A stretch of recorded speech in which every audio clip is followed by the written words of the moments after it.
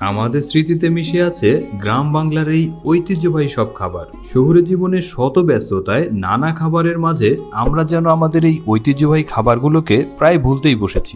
আমরা বাঙালিরা বরাবরই ভোজন রসিক। আমাদের খাদ্য তালিকায় অত্যন্ত সুস্বাদু ও পুষ্টিকর খাবারের নাম হলো ঘি, যেটি মিশে আছে আমাদের রক্তে, সংস্কৃতি, ঐতিহ্যে।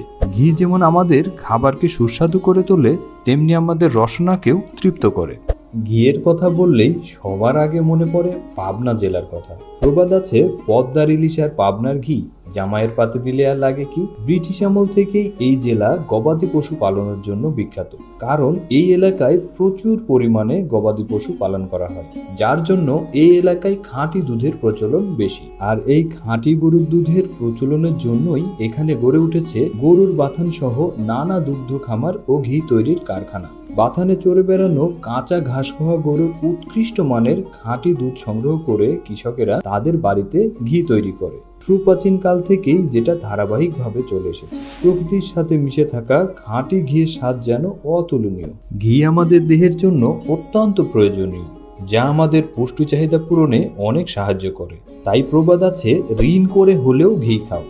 তাই আপনার উচিত পরিবারের জন্য খাঁটি ও উৎকৃষ্ট মানের দুধ থেকে তৈরি দানাদার ঘি সংগ্রহ করা। আপনারও আপনার পরিবারের সুস্বাস্থ্য কামনা করছি। ভালো থাকুন, নিরাপদ খাদ্য আপনার অধিকার। আর এই ভিডিওটি দেখে যদি আপনার ভালো লাগে তাহলে লাইক দিয়ে অবশ্যই আমাদের সাথে থাকুন।